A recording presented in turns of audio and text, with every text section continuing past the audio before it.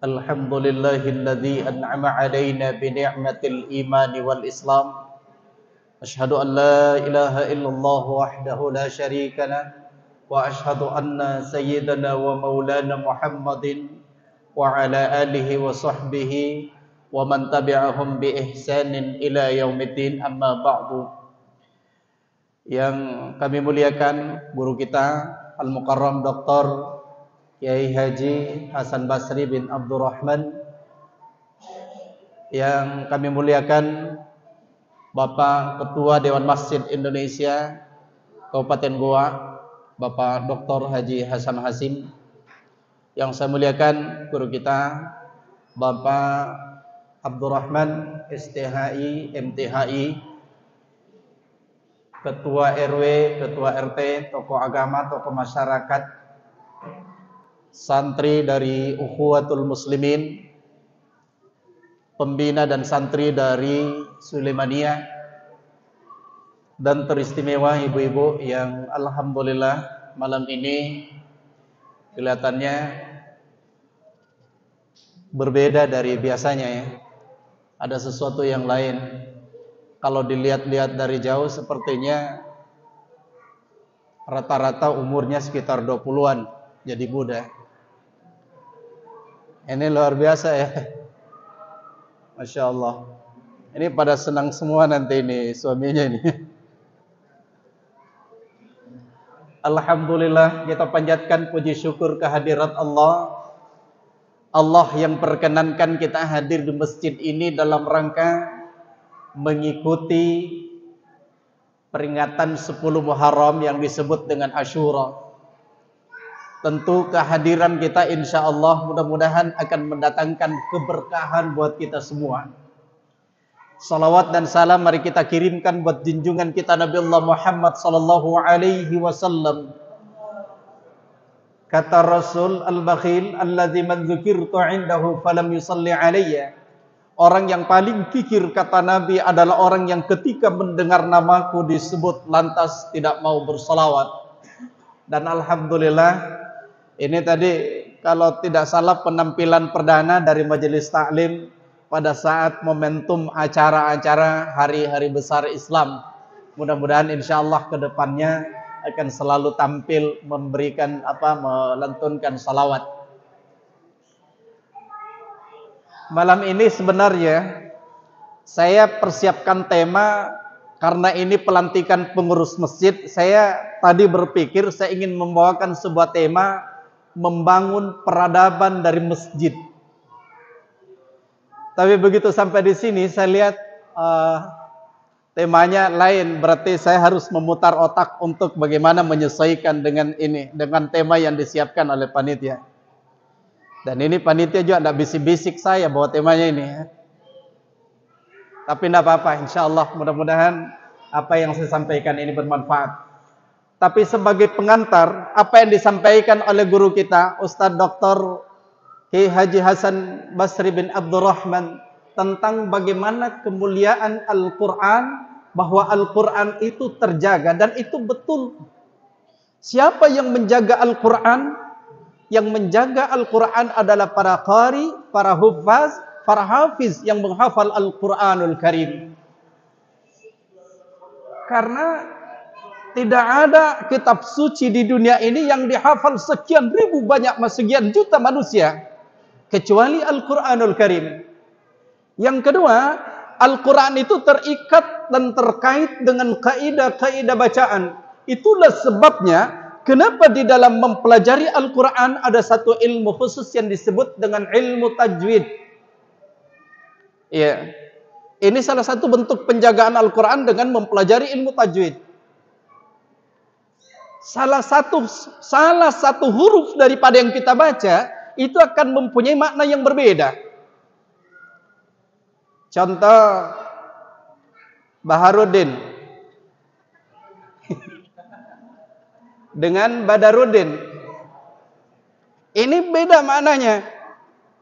Ini saya singgung karena saya lihat namanya di atas Baharudin ya.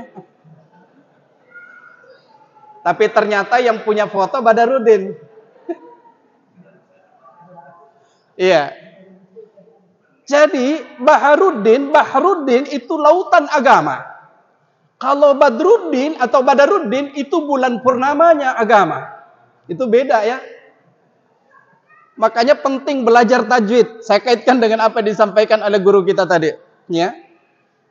Kalau salah dalam penyebutan nama, salah dalam penyebutan huruf, salah dalam penyebutan makhraj, termasuk panjang pendeknya akan menyebabkan kekeliruan dalam makna. Itulah bentuk pemeliharaan Al-Quranul Karim. Ibu bapak, hadirin dan dimuliakan Allah. Selanjutnya, kemuliaan kita hari ini Allah masih pertemukan dengan kita, yaitu tahun 1445 Hijriah. Dan hari ini kita berada di 10 Muharram yang disebut dengan Ashura. Ketahuilah hadirin dan dimuliakan Allah, hari berganti dengan pekan, pekan kemudian berganti dengan bulan, bulan pun kemudian berputar menjadi 1 tahun. Ketahuilah bahwasanya umur kita di hadapan Allah semakin berkurang, bukan semakin bertambah. Makanya keliru kalau ulang tahun terjadi pergantian tahun kemudian kita hura-hura pesta-pesta. Maaf Bapak Ibu, saya itu selama anak saya tidak pernah di keluarga tidak pernah diajarkan ulang tahun. Apalagi dengan pesta-pesta ulang tahun yang ada kuenya, kemudian di atasnya ada lilin. Itu biasanya kan berdasarkan umur tuh. Umur 7 tahun, lilinnya 7. Setelah itu disuruh nyanyi panjang apa? Halo? Panjang umurnya, kemudian tiup lilinnya. Ini kan tasyabbuh namanya terhadap orang-orang di luar Islam. Dan ini memang menjadi tradisi yang diikuti oleh sebagian umat Islam. Ya. Sampai saya pernah nonton sebuah video ya. Saya pernah nonton sebuah video, ada seorang nenek, itu usia nenek itu 92 tahun, ulang tahun. Karena mau tongi ulang tahun, itu seluruh keluarga kumpul, dibuatkanlah sebuah kue, karena lilinnya tidak mungkin 92 ditaruh di atas kue, maka lilinnya dibentuk 9 baru 2. Setelah itu dinyalakan, datanglah keluarga dan nenek ini disuruh untuk menyanyi panjang umurnya. Kemudian sang nenek disuruh untuk meniup lilinnya. Apa yang terjadi? Giginya yang keluar. Mau tongi ulang tahun baru 92 tahun umurnya. Jadi hadirin yang mulia, yang mesti dilakukan ketika terjadi pergantian tahun adalah muhasabah. Perhatikan kita, makanya saya akan kaitkan dengan Quran surah Al-Hasyr ayat 18. Allah Subhanahu wa taala berfirman, A'udzu billahi minasyaitonir rajim. Ya ayyuhalladzina amanu taqullaha wal tanzur nafsum ma qaddamat lighad wattaqullaha innallaha khabirum bima ta'malun. Wahai sekalian orang-orang yang beriman. Siapa yang dipanggil oleh Allah? Mereka yang memiliki iman kepada Allah Subhanahu wa taala. Sudah beberapa kali saya sampaikan iman itu 3 syaratnya. Pertama at-tasdiqum bil qalbi, yang kedua wa iqrarum bil lisan, yang ketiga wa amalum bil arkan. Iman itu adalah pembenaran dalam hati, diucapkan dengan lidah dan diamalkan dalam bentuk amal perbuatan. Yang dipanggil oleh Allah dalam ayat ini adalah mereka yang memiliki iman kepada Allah. Kemudian tuntutannya adalah ittaqullah, bertakwalah kepada Allah. Saya ingin berikan penekanan tentang takwa ini. Menarik ini dibahas tentang takwa, karena kalau kita berbicara masalah takwa, maka takwa adalah solusi terhadap seluruh problematika kehidupan manusia. Saya ulangi, takwa adalah solusi terhadap seluruh problematika kehidupan manusia. Mulai dari kehidupan pribadi, keluarga, dan bahkan dalam sebuah negara. Kalau negara ini baik, kalau negara kita ingin baik, maka landasannya adalah takwa. Kita lihat ayatnya. Quran surah Talaq Allah berfirman, wa may yattaqillaha yaj'al lahu makhraja wa yarzuqhu min haitsu la yahtasib. Dan siapa yang bertakwa kepada Allah, maka Allah akan berikan jalan keluar masalahnya. Wa yarzuqhu min haitsu la yahtasib. Dan Allah berikan rezeki dari jalan yang tidak pernah ia sangka sebelumnya. Ini janjinya Allah, dan Allah tidak mungkin dusta. Syaratnya apa? Takwa kepada Allah Subhanahu wa taala. Kita lihat ayat yang lain. Bagaimana takwa ini bisa menjadi solusi dalam negara ini. Allah berfirman, "Walau anna ahlal qura amanu wattaqau lafatahna 'alaihim barakatin minas sama'i wal ard walakin kadzdzabu fa'akhadnahum bima kanu yaksibun." Kalau penduduk sebuah negeri, siapa yang dimaksudkan penduduk negeri di sini? Ya kita semua. Terlepas dari apapun profesi kita, apapun pekerjaan kita. Sebagai seorang penegak keadilan, hakim, jaksa, polisi. Sebagai seorang yang diberikan amanah sebagai seorang pemimpin, mulai dari ketua RT, RW, lurah, camat, bupati, kemudian gubernur sampai kepada presiden. Kita sebagai seorang pedagang, sebagai seorang pelajar, apapun kita, kalau semua beriman dan bertakwa kepada Allah Subhanahu wa taala, perhatikan janjinya Allah, la fatahna 'alaihim barakatin minas sama'i wal ard. Allah turunkan berkah dari langit dan dikeluarkan dari perut bumi. Itu janjinya Allah. Syaratnya harus bertakwa. Jadi kalau negeri ini mau baik, pemimpinnya harus bertakwa. Penegak keadilannya harus bertakwa. Rakyatnya harus bertakwa. Semua bertakwa kepada Allah. Maka insya Allah Allah turunkan berkah dari langit dan dikeluarkan dari perut bumi. Tapi kan ayat ini masih disambung. Walakin kazzabu. Tapi kebanyakan mereka mendustakan itu. Fa'akhadnahum bima kanu yaksibun. Maka kami siksa atas apa yang telah mereka kerjakan. Itu bahayanya kalau kita jauh dari ketakwaan kepada Allah. Ya. Maka hadirin yang dimuliakan Allah Subhanahu wa taala, tuntutan dari ayat ini, ya ayyuhalladzina amanu ittaqullah. Kemudian perhatikan. Tuntutan kedua, wal tanzur nafsum ma qaddamat lighad. Dan hendaklah setiap diri kalian, setiap jiwa kalian memperhatikan apa yang telah dipersiapkannya untuk hari esok. Ayo kita merenung. Hari ini tanggal 10 Muharram dengan berbagai macam kemuliaan dan keistimewaannya. Salah satu di antara keistimewaan 10 Muharram adalah kita melaksanakan puasa Asyura. Puasa Asyura keutamaannya adalah mereka yang berpuasa pada hari ini, maka insya Allah Allah akan ampunkan dosanya setahun yang lalu. Ya. Sunnahnya tanggal 10, meskipun Nabi mengisyaratkan bahwasanya seandainya dia hidup tahun depan, maka dia akan berpuasa sehari sebelumnya untuk menyelisihi Yahudi yang disebut dengan puasa Tasu'ah, yaitu tanggal 9. Ya. Jadi hari ini kita melakukan amalan.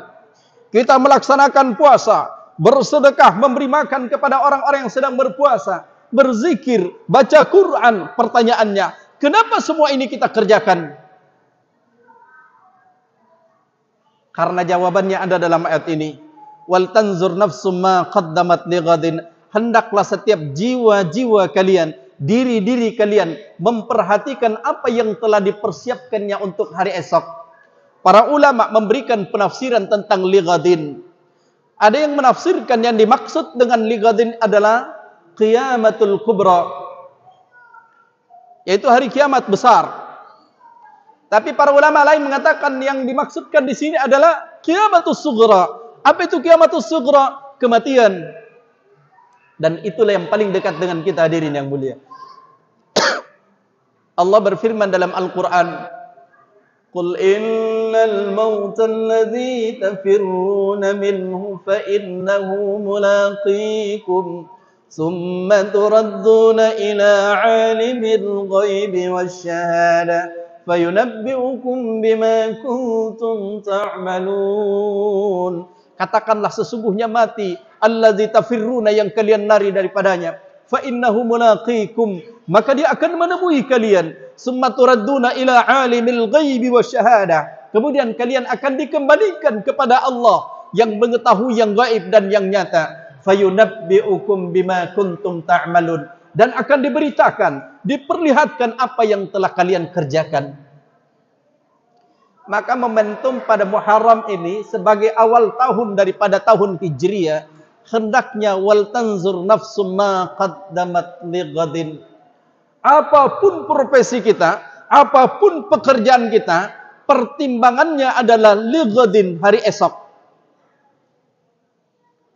Mau jadi orang kaya silahkan, Islam tidak melarang orang jadi orang kaya. Tapi kalau dengan cara menipu orang, kalau dengan cara merampok uang negara, bagaimana pertanggungjawaban kita nanti di akhirat? Ya, saya mau jadi seorang pemimpin, tapi kalau dalam rangka meraih kepemimpinan itu menggunakan segala macam cara, menyebarkan fitnah, menebarkan perpecahan di kalangan umat, bagaimana pertanggungjawaban ketika lighadin, ketika kita berhadap kepada Allah Subhanahu wa taala? Itulah yang harus kita pikirkan, hadirin yang dimuliakan Allah. Maka momentum Hijriah ini hendaknya kita berpikir apa yang telah kita persiapkan untuk hari esok. Menarik jamaah sekalian. Kemudian diulangi dalam ayat ini, wattaqullah, dan bertakwalah kepada Allah. Ini menunjukkan bahwasanya takwa itu sangat penting untuk kita wasiatkan. Takwa itu sangat penting sebagai bekal kita untuk menghadap kepada Allah. Karena inilah yang menyelamatkan kita, bukan hanya untuk dunia, tapi jauh menembus dimensi kehidupan akhirat. Baik, sebelum saya tutup, kita lihat dulu apa itu takwa. Paling tidak takwa itu 4 kriteria yang harus melekat. Pertama, al-khawfu minal jalil, memiliki rasa takut kepada Allah. Perhatikan hadirin yang mulia, bagaimana rasa al-khawf ini menyelamatkan kita. Saya ingin sampaikan, seorang penegak keadilan, hakim, jaksa, polisi yang memiliki rasa al-khawf, rasa takut dalam dirinya, maka pasti dia akan menegakkan kebenaran, dia akan menyampaikan yang hak itu adalah hak, yang batil itu adalah batil. Seorang pemimpin ketika dalam dirinya ada rasa al-khawf, rasa takut dalam dirinya, maka dia tidak akan menghalalkan segala cara untuk meraih kepemimpinan itu. Ini singgung juga Ustadz nih. Seorang ustadz yang memiliki, seorang ustadz, ulama, kiai yang memiliki rasa al-khawf dalam dirinya, maka dia tidak akan memperjualbelikan agama ini untuk duniawi semata. Kenapa? Dalam dirinya ada al-khawf. Yang kedua, wal amalu bitanzil, mereka memiliki amal dengan Al-Quran. Tadi sudah disampaikan oleh guru kita, Al-Quran ini harus kita wariskan kepada anak-anak kita. Ketahuilah, kita sekarang ini berada dalam sebuah peperangan global yang disebut dengan Ghazwul Fikri. Perang peradaban, perang pemikiran, yang mana anak-anak kita akan dihancurkan sedikit demi sedikit. Ada buku yang pernah saya baca, buku itu berjudul Pengakuan Mata-Mata Inggris dalam Penghancuran Islam. Seorang Perdana Menteri Inggris namanya Goldstone pernah pidato. Apa kata Goldstone di hadapan parlemen? Saudara sekalian, kata Goldstone, kalau kita ingin menghancurkan generasi muda Islam, tidak perlu menggunakan senjata super canggih, tidak perlu menggunakan tank, tidak perlu menggunakan jet tempur. Yang kita butuhkan, kata Goldstone, adalah menjauhkan generasi muda Islam dari Quran. Cukup itu. Maka lihatlah sekarang kita digempur habis-habisan dengan Ghazwul Fikri ini. Pergaulan bebas dengan munculnya LGBT. Syukur alhamdulillah ulama kita bersuara sampai-sampai tidak jadi dilakukan pertemuan LGBT tingkat ASEAN di Jakarta. Syukur alhamdulillah. Sebab kalau ini terjadi, ini bisa menyebabkan hancur kita. Sebagaimana umatnya Nabi Lut dihancurkan oleh Allah Subhanahu wa taala karena kaum LGBT ini. Ini Ghazwul Fikri, Pak. perang peradaban, perang pemikiran, apalagi melalui narkoba. Coba perhatikan, kita miris beberapa waktu yang lalu kita mendengarkan berita bagaimana sebuah kampus dijadikan sebagai sarang narkoba. Dan ini di Sulawesi Selatan tahun sampai bulan ini, bulan Juli, itu pengguna yang terpapar narkoba itu kurang lebih 1.800, kalau tidak salah ya, 1.850 orang. Itu luar biasa itu. Dan di antara mereka ada yang di bawah umur. Ini ghazul fikri Bapak Ibu. Kalau kita tidak mengenalkan kepada mereka Quran, kita tidak mengenalkan kepada mereka siapa itu Rabbnya, apa agamanya, maka akan mereka semakin jauh. Dan inilah diinginkan oleh Goldstone, bagaimana menjauhkan generasi-generasi muda Islam dari Quran. Itu yang kedua, wal amalu bitanzil. Yang ketiga, wal isti'dadi liyaumir rahil. Mereka mempersiapkan dirinya ketika terjadi ar-rahil. Nah, ini yang terjadi yang sama tadi ayatnya, wal tanzur nafsum ma qaddamat lighad. Mereka mempersiapkan dirinya ketika terjadi ar-rahil. Ar-rahil adalah peralihan dari kehidupan dunia menuju dimensi kehidupan akhirat. Makanya Bapak Ibu, saya ulangi, hari berganti dengan pekan, pekan berganti dengan bulan, bulan kemudian berputar menjadi 1 tahun, menunjukkan semakin dekat kita dengan sebuah pintu, namanya pintu kematian. Maka mestinya ketika Allah berikan kesempatan dengan pergantian tahun, ada orang kan mengatakan umurnya semakin bertambah, mestinya semakin sadar diri dan tidak semakin, maaf kalau agak kasar bahasanya, semakin kajili-jili. Ya, mestinya kita semakin dekat dengan masjid. Masjid. Kenapa ini masjid? Karena satu-satunya benteng pertahanan umat Islam sekarang ini adalah masjid. Maka saya kaitkan dengan rencana apa yang saya sampaikan. Membangun sebuah peradaban besar, kita mulai dari masjid. Rasul ketika diperjalankan oleh Allah pada saat menerima salat Isra Mi'raj, beliau diperjalankan dari Masjidil Haram ke Masjidil Aqsa. Ada pesan di sini bahwa masjid punya peranan yang sangat penting dalam membangun sebuah peradaban. Ketika Rasul hijrah dari Mekah ke Madinah, bukan istana yang dibangun adalah masjid yang disebut dengan Masjid Quba. Makanya memang kalau mau negeri ini bagus ya, kita harus berangkat dari masjid. Kalau dulu masjid itu punya peranan bukan hanya sebagai tempat ibadah mahdho, dia bisa menjadi tempat musyawarah. Sering saya bilang, sekali-sekali anggota dewan musyawarahnya itu di masjid. Ya, biar mereka tidak baku lempar kursi ya. Karena memang di masjid ada kursinya ya. Ya, karena di masjid ada adab-adab. Jangankan untuk berkelahi, suara saja kan tidak boleh sembarangan kalau di masjid. Kalau di masjid insya Allah akan adem perasaannya, tenang perasaannya. Karena memang masjid tempat untuk menenangkan diri. Kalau ada orang masuk ke masjid tidak tenang, berarti ada masalah. Kalau ada orang masuk masjid tidak tenang, maaf, ada masalah. Maka masjid ini harus kita kembangkan, bukan hanya tempat ibadah mahdho, tapi juga bagaimana fungsi sosial, fungsi ekonomi, dan bahkan politik. Ustaz, boleh nggak bicara politik? Politik praktis nggak boleh. Kampanye tidak boleh. Tapi menurut saya kalau pencerahan politik menurut Islam, boleh kita bicarakan. Bagaimana kriteria pemimpinan Islam, itu harus dibicarakan. Harus dibicarakan itu. Dan menarik ini kalau kita mau belajar tentang kepemimpinan dalam sholat, itu luar biasa Bapak Ibu. Mulai dari syarat jadi imam. Yang kedua, ketika jadi imam, dia harus tahu tentang kondisi jamaahnya. Ya. Jadi jangan mentang-mentang jadi imam, kemudian tidak mau perhatikan jamaahnya. Sampai bacaannya, sampai 2 juz, tidak mau berhenti-berhenti, karena dia hafiz. Orang gemetar lututnya di belakang belum ruku juga. Memang enak jadi imam Pak. Tidak mau turun-turun Pak. Apalagi kalau hafiz, enak itu membaca. Tidak terasa itu berdiri. Yang terasa yang di belakang, gelisah. Jadi kalau ada pemimpin tidak mau turun-turun, biasanya itu yang gelisah itu yang di belakang. Itu dalam sholat. Dan bahkan dalam sholat, kalau ada imam batal sholatnya, boleh mundur. Berhenti jadi imam. Siapa yang menggantikan? Yang di belakang. Atau memang tidak sanggup meneruskan karena ada uzur. Viral beberapa waktu yang lalu video di Riyadh, seorang orang tua terbatuk-batuk pada saat memimpin sholat. Karena dia merasa tidak mampu lagi meneruskan untuk menjadi pemimpin dalam sholat, maka dia mundur. Yang menggantikan adalah yang di belakang imam. Itu dalam sholat. Itu hebatnya itu. Luar biasa. Ini belajar. Maaf kalau kita belajar tentang bagaimana dalam masjid itu luar biasa.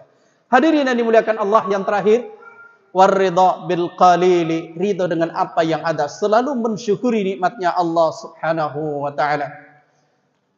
Hadirin yang dimuliakan Allah Subhanahu wa taala, mudah-mudahan apa yang sempat sampaikan pada malam ini, hendaknya momentum bulan Muharram ini kita jadikan sebagai bulan muhasabah buat kita semua. Kalau masa-masa lalu kita, tentu kita semua punya salah dan dosa, maka Allah berfirman dalam Al-Quran, wasari'u ila maghfiratin min rabbikum wa jannatin 'arduha as-samawati wal 'ard u'iddatil muttaqin. Segeralah kalian kemana? Ila maghfiratin, kepada ampunan, min rabbikum, dari Rabb kalian, yang mana orang yang mendapatkan ampunan, wa jannatin 'arduha as-samawati wal 'ard, dan kepada surga yang luasnya seluas langit dan bumi, yang dipersiapkan bagi mereka yang bertakwa kepada Allah Subhanahu wa taala. Baik Ibu Bapak, saya kira ini yang sempat sampaikan pada malam ini. Mudah-mudahan bermanfaat buat diri saya dan kepada kita semua, terutama kepada guru-guru kita. Mohon izin, mohon maaf kalau ada hal-hal yang kurang berkenan dan ada salah-salah dalam penyampaian saya. Mudah-mudahan bisa mendapatkan masukan lebih banyak lagi. Subhanakallahumma bihamdik, nashhadu an la ilaha illa anta wa nastaghfiruka wa natubu ilaik. Assalamu alaikum warahmatullahi wabarakatuh.